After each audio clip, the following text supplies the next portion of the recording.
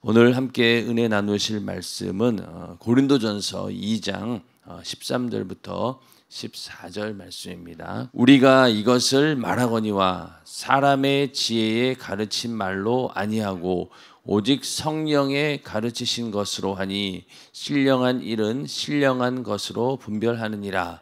육에 속한 사람은 하나님의 성령의 일을 받지 아니하나니 저희에게는 미련하게 보이며 또 깨닫지도 못하나니 이런 일은 영적으로야 분별함이니라. 아멘.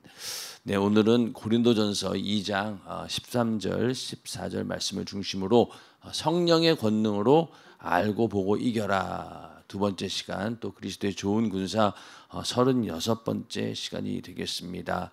영적 전쟁을 위해서 우리가 어떤 무기들을 갖춰야 되느냐? 말씀의 법, 그리고 기도, 성령 충만.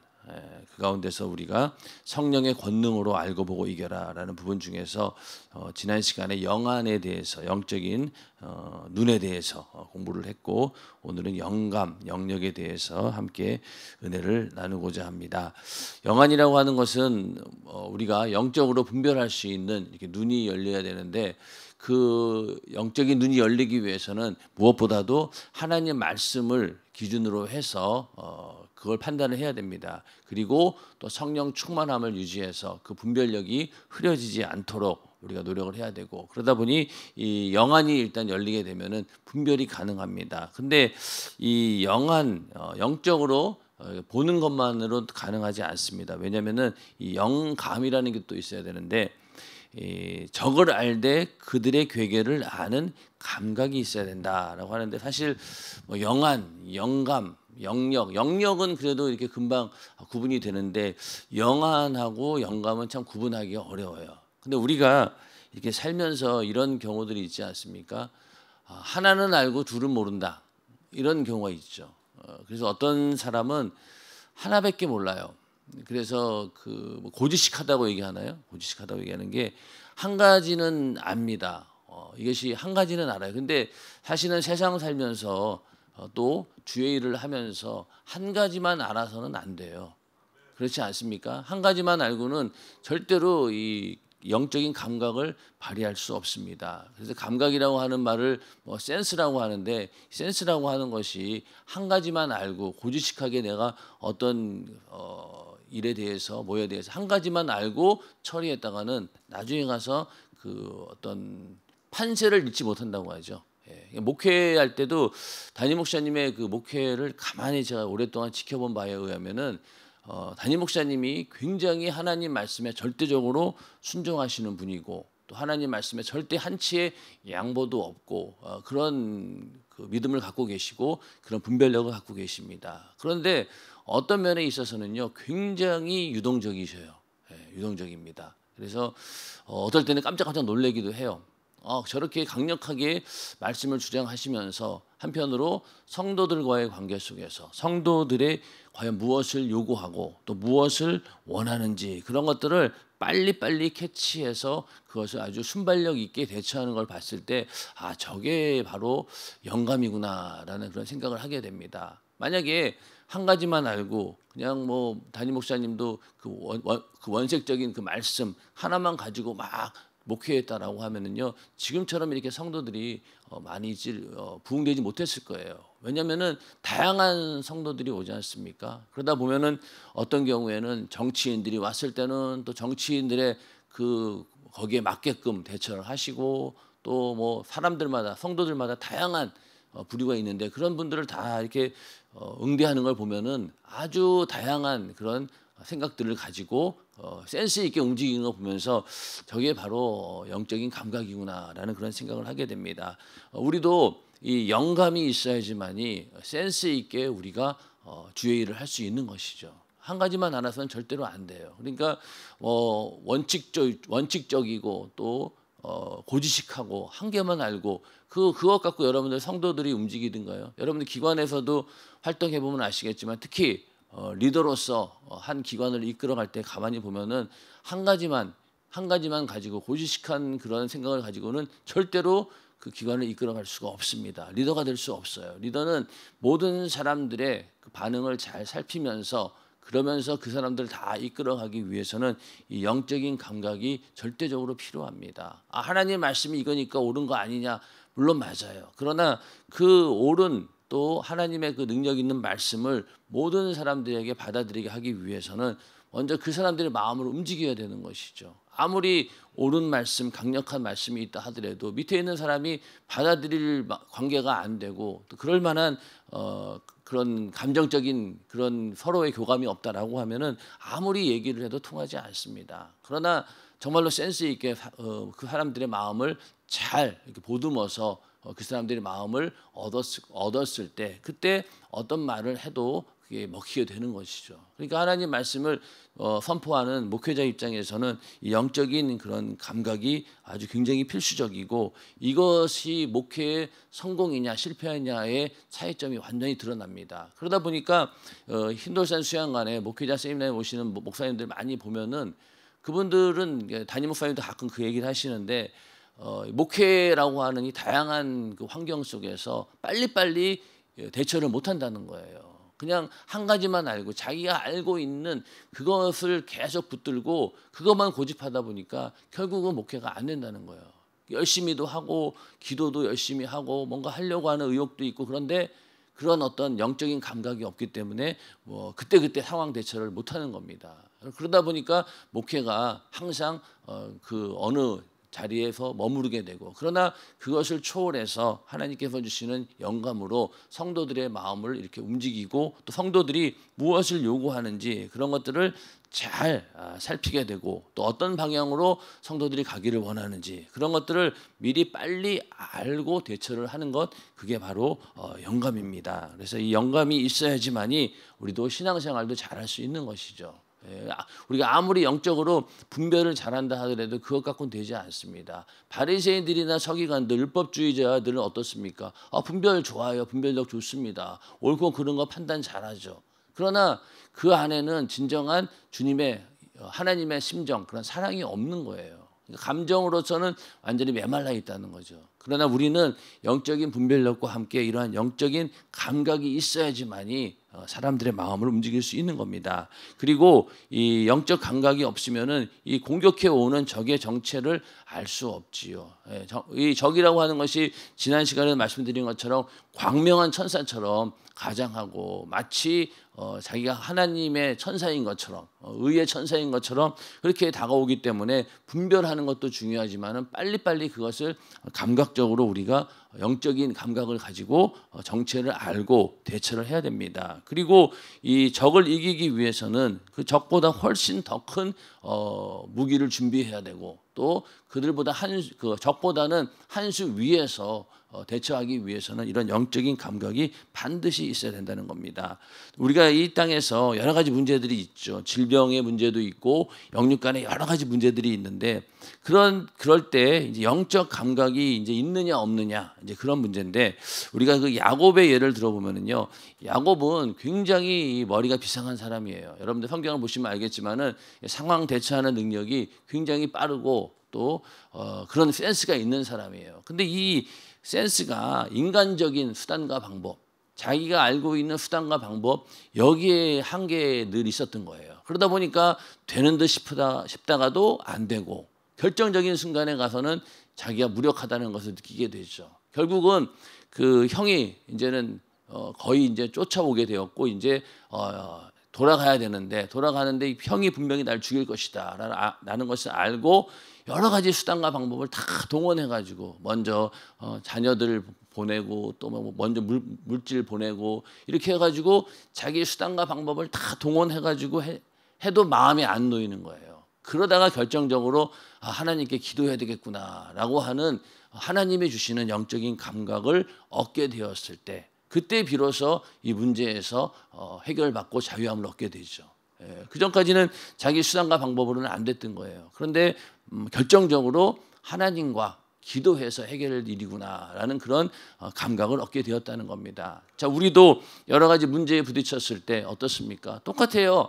인간적인 수단과 방법 다 동원합니다. 그러다가 그러다가 안 되고 막히니까 가서 아이고 하나님께 기도해야 되겠구나. 그런 결론을 내리게 되잖아요. 그러기 전에 우리가 빨리 어떤 질병의 문제라든가 영육간의 문제 가운데서 이것이 지금 악한 영이 나에게 어떻게 공격을 해오고 이것이 어떤 문제가 있는가라는 것을 빨리 우리가 영적인 감각을 가지고 이것을 발견해야 되는 겁니다. 그렇기 때문에 이 영적인 감각이 있는 자는 결국에 가서는요 하나님께 기도할 수밖에 없는 거예요. 우리가 기도해서 성령 충만함을 유지하는 이유도 바로 이 영적인 감각을 흐트러 놓지 않기 위해서, 그것을 계속 유지하기 위해서 우리는 성령 충만함을 필요하고 또 그것을 위해서 기도하는 것입니다. 이러한 영적인 감각을 놓치지 않아야 된다는 거죠. 그 일을 할 때도 보면은 뭐라고 해야 되나요? 일머리라고 하나요? 그런 얘기를 하더라고요. 일머리. 그 기업체에서도 이렇게 얘기를 들어보면은 똑같은 사람이 똑같은 일을 하는데 어떤 사람은 이런 일머리 감각이 있어가지고 똑같은 일을 시켜도 빨리빨리 처리가 되고 또 시키는 사람의 마음을 잘 알아서 이렇게 빨리빨리 대처를 합니다. 그런데 일머리가 없는 이 센스가 없는 사람은요 아무리 가르쳐줘도 이게 진전이 없고 이해를 서로 못하는 거예요. 이 시키는 자의 마음을 이해 못한다는 겁니다. 담임 목사님도 항상 그런 게 이제 안타까운 거죠. 이렇게 딱 이게 명령을 하고 어떤 일을 지시하면은 자기 마음처럼 알아서 빠박 움직여줘야 되는데 그렇게 하는 사람들이 드무니까 너무 안타까운 거예요. 그런 게 바로 사실은 영적인 감각이죠. 그러니까 경영이라고 하는 것도 그렇습니다. 제가 그런 건 잘 모르지만은 관리해가지고는 경영이 안 돼요. 관리해서는 경영이 안 됩니다. 저도 예전에 직장 다니면서 저는 이 말씀을 드렸나 모르겠네. 한쪽은 그 재정을 담당하는 임원이 있었고 한쪽은 영업을 담당하는 임원이 있었어요. 저는 이제 영업 쪽에 있는 분 밑에 있었는데 이 관리하시는 그 재정 담당하는 그 임원이 맨날 딴지를 거는 거예요. 영수증 5천 원짜리 먹어야 되는데 6천 원 먹었다고 1,000원 그런다고 막 사인 안 해주고 막 이런 식으로 계속 관리를 하려고 하다 보니까 회사가 이게 돌아가지는 않아요. 돌아가지는 않습니다. 왜? 그러면 그 사람만은 원칙은 맞죠. 원칙에 5천 원짜리 먹으라고 했는데 왜 6천 원 먹었냐. 그러면 이거 결제 못 해준다. 이럴 수 있죠. 근데 그렇게 해가지고 회사가 돌아가겠습니까? 안 돌아가더라고요. 안 돌아가고 오히려 그 일하는 사람들, 특히 막 영업하는 사람들은 계속 불만이 쌓이게 되고, 그래서 이 경영자들, CEO들 중에서도 그런 재무를 담당하거나 관리를 하던 사람이 CEO가 되면은요 회사가 참 어려워요. 이게 성장을 못합니다. 그러나 영적인 그 영업을 하시던 그런 분들이 임원을 하게 되면은 조금 약간 허술해 보이는 것 같아도 막 이렇게 부흥이라는 게 아니죠. 영업이 막 잘 돼서 회사가 잘 되는 걸 이렇게 보게 됩니다. 그래서 경영이라고 하는 것은 절대로 관리 그 이상의 수준이구나. 그리고 목회도 마찬가지인 거예요. 목회도 그냥 하나님의 말씀을 원칙적으로 전한다. 그렇게 해서 절대로 교회가 부흥되는 게 아니더라고요. 거기서 엄청난 그런 영적인 감각을 가지고 이끌어 가야지, 그래야지만이 교회가 부흥되는 것이지 절대로 그냥 통제하고 관리하고 이것만으로는 교회가 운영되지 않는 거예요. 그래서 이게 바로 영적인 감각에서 나온다. 그리고 이제는 우리 이제 신앙생활 하면서도 그렇지 않습니까? 물질 문명 또 세상의 문화가 점점 발달하다 보니까 어때요? 영적인 감각이 점점 마비되고 있습니다. 그러니까 주일날 그냥 한번 예배 드리는 거로 끝나고 그 다음에는 세상 사람들과 똑같아요. 그러니까 이 영적인 감각이 완전히 마비되는 거죠. 그래서 나병 환자는 통증을 느끼지 못합니다. 물어뜯어도 모르고 이게 감각이 없으니까.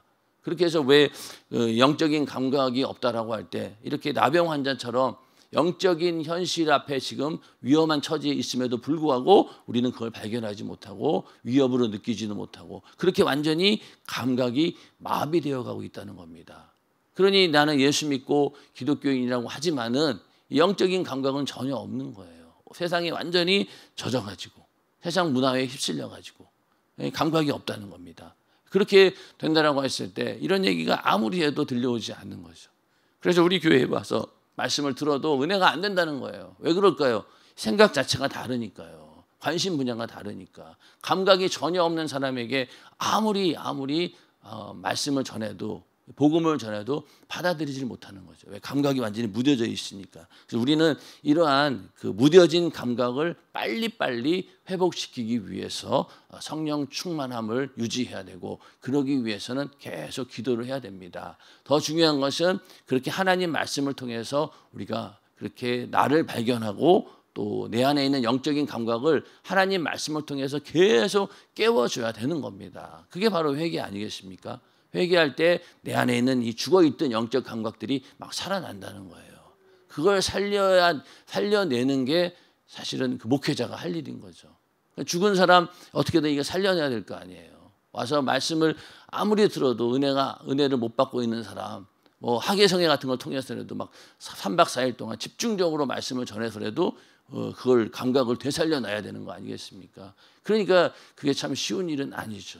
이번 학예성회에도 우리의 죽은 이 영적인 감각들이 다 살아나기를 주님의 이름으로 축원합니다. 그리고 우리 하나님과 이 반대되는 개념, 이게 바로 우리의 최고의 적입니다. 늘 육신의 소욕은 성령의 소욕을 거스르게 되어 있고, 하나님의 뜻에 반대하는 그런 상황을 만들어내는 놈이 바로 육신이기 때문에 이 하나님과 반대되는 개념을 이기기 위해서는 영적인 감각이 필수적인 거죠. 그래서 원수가 나를 점령하기 전에 성령의 권능으로 원수를 알고 깨달을 수 있는 신령한 감각을 반드시 가져야 합니다. 이러한 영적인 감각을 다 소유하는 그리스도의 좋은 군사가 다 되기를 주님의 이름으로 축원합니다. 자, 그 다음에는 또 뭐가 있습니까? 영역이 있죠. 영역은 우리가 그 화살을 쏠 때 내가 어디에다가 써야 되겠다라고 하는 방향 의식도 있고, 그게 어떻게 보면은 이제 영적인 분별력이 되겠죠. 영안이 이제 열려서 내가 관역이 저기니까 저기다가 활을 써야 되겠다라고 딱 이제 거기를 쳐다봅니다. 그리고 이제 조준을 하죠. 조준을 할 때 자기 어떤 감정 조절을 잘해야 되죠. 스포츠 경기는 보니까 이 결정적인 순간에 가서 이 감정이 흔들리면은 페이스가 무너지는 거예요. 이번에 그 성경 암송하는 것도 보니까 물론 스포츠는 아니지만은 보면은 틀리는 부분에 가서 약간 삐끗하면은 거기서부터 뭐가 흔들립니까? 이 감정적으로 마음이 흔들리다 보니까 반드시 다음에 꼭 또 실수를 하더라고요. 그러니까 약간 이거 틀린 것 같은데라고 마음 먹는 순간 그때부터 막 흔들리는 거예요. 애들 그걸 보면서 그런 거 느꼈는데, 마찬가지로 화를 조절할 때 관역도 봤어요. 그리고 막 그 숨을 죽여가지고 조준도 잘 했습니다. 근데 활을 딱 쐈는데 만약에 화살이 가다가 중간에 뚝 떨어지면 뭔 소용이 있겠냐고요. 그러니까 앞에 있는 게 다 소용이 없다는 거죠. 마찬가지로 우리가 영안을 가지고 현실을 보고 적을 보고 저놈이 적이구나라고 알고 이제 무기까지 들고 치려고 하는데 그 영역이 없으면 어떻게 되겠어요? 결국은 이 싸움에서는 이길 수 없다는 겁니다. 그러니까 적보다 더 좋은 군사력을 가지고 적을 물리칠 수 있는 힘을 갖추어야 되는데, 이게 바로 영역입니다. 이 영역은 빤히 보고도 우리가 당하는 경우 많이 있잖아요. 이렇게 기도해야 되는데, 내가 뭐 해야 되는데, 충성해야 되는데, 전도해야 되는데, 항상 그러한 영적인 감각까지는 와요. 근데 이거를 실행할 만한 능력이 없어요. 그게 바로 영역이 없는 거죠. 그 영역을 갖추기 위해서는 역시 기도가 뒷받침되어야 됩니다. 기도 외에는 이런 능력이 나갈 수 없다고 주님 말씀하셨으니까 병 고치는 것도 그렇고 어떠한 능력도 신앙생활 하는 것도 영역이 없으면은 결정적인 순간에 가서는 다 무너지게 되어 있습니다. 그래서 우리가 영안도 갖춰야 되고 영감도 갖춰야 되고 또 영역을 소유해야지만이 적에게 결정타를 먹일 수 있는 것이죠. 그래서 영역이 있어야지만이 우리 육신을 지배할 수 있고 또 죄를 굴복시킬 수 있고 또 내 안에 있는 신앙생활을 방해하는 모든 나태와 게으름 뭐 이런 것들 전부 다 영역이 있을 때 가능하다는 겁니다. 영역을 갖추기 위해서 기도하여 성령 충만한 그 유지하는 우리 모두가 되기를 주님의 이름으로 축원합니다. 영역이 있어야 된다. 아무리 적을 알아도 영역이 없으면 불가항력이죠.